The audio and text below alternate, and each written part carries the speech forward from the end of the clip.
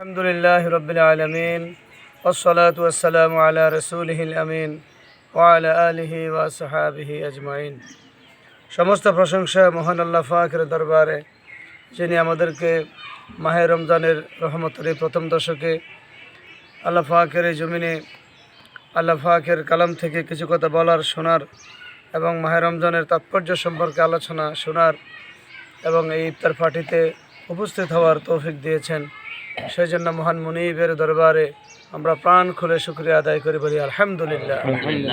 দরুদ ও সালাম পেয়ারা নবী, বিশ্ব নবী, সরকার দু আলমের নুরানি কদমে আমরা পড়ি সাল্লাল্লাহু আলাইহি ওয়াসাল্লাম। আল্লাহ রাব্বুল আলামিনের শাশ্বত সেই চিরচেনা অমীয় বাণী, বিসমিল্লাহির রহমানির রহিম। ইয়া আইয়ুহাল্লাযীনা আমানু কুতিবা আলাইকুমুস সিয়াম কামা কুতিবা আলাল্লাযীনা মিন ক্বাবলিকুম লাআল্লাকুম তাত্তাকুন। আল্লাহ রাব্বুল আলামিনের ঘোষণা সূরা বাকারার 183 নম্বর আয়াতে আল্লাহ পাক বলেন, হে ঈমানদারগণ, তোমাদের উপর মাহে রমজানের রোজাকে ফরজ করা হয়েছে যেমনিভাবে তোমাদের পূর্ববর্তীদের উপরও ফরজ করা হয়েছিল, যাতে করে তোমরা মুত্তাকি হতে পারো। তাহলে আল্লাহ রাব্বুল আলামিনের উদ্দেশ্য, মাহে রমজান তিনি আমাদেরকে দিলেন আমরা যেন মুত্তাকি হতে পারি, আল্লাহকে ভয় করতে পারি, আল্লাহ ভীরু হতে পারি, পরহেজগার হতে পারি। এই জন্য আল্লাহ পাক মাহে রমজানের রোজাকে আমাদের উপর ফরজ করেছেন। আমাদের উপর মেহরবানি করে আমাদেরকে তাকওয়ার গুণে গুণান্বিত হওয়ার জন্য মাহে রমজান উপহার দিয়েছেন। এই জন্য আমরা আবার বলি আলহামদুলিল্লাহ। আলহামদুলিল্লাহ।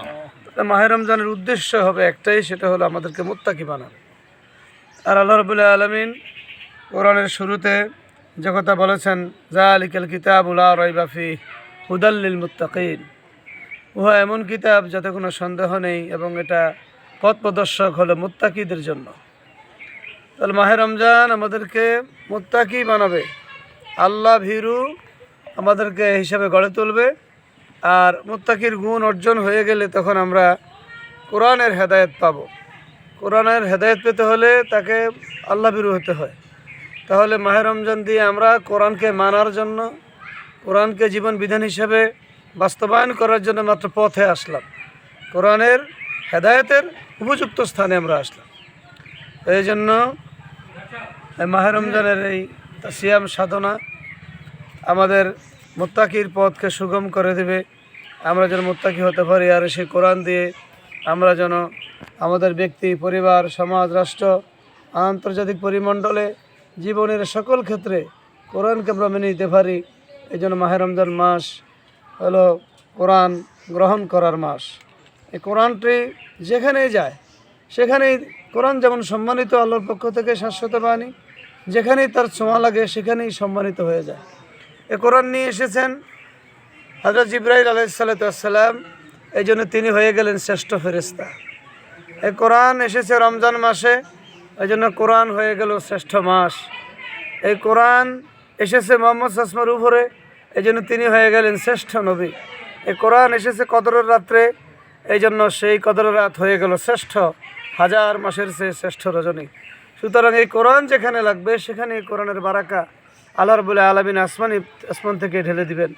এই জন্য সেই কোরআন মাহে রমজান মাস এসেছে কোরআনকে বুঝা, কোরআনকে জানা, কোরআনকে আমল করার মুখ্যম সময় হলো মাহে রমজান মাস। আল্লাহ রাব্বুল আলামিন আমাদেরকে কোরআন নাজিলের এই মাসে কোরআনকে জীবন বিধান হিসেবে গ্রহণ করার তৌফিক দান করুক। আমরা সকলে বলি আমিন। আমা তৌফিক ইল্লা বিল্লাহ, আলাইহি তাওয়াক্কাল ওয়া ইলাইহি উনীব। আসসালামু আলাইকুম।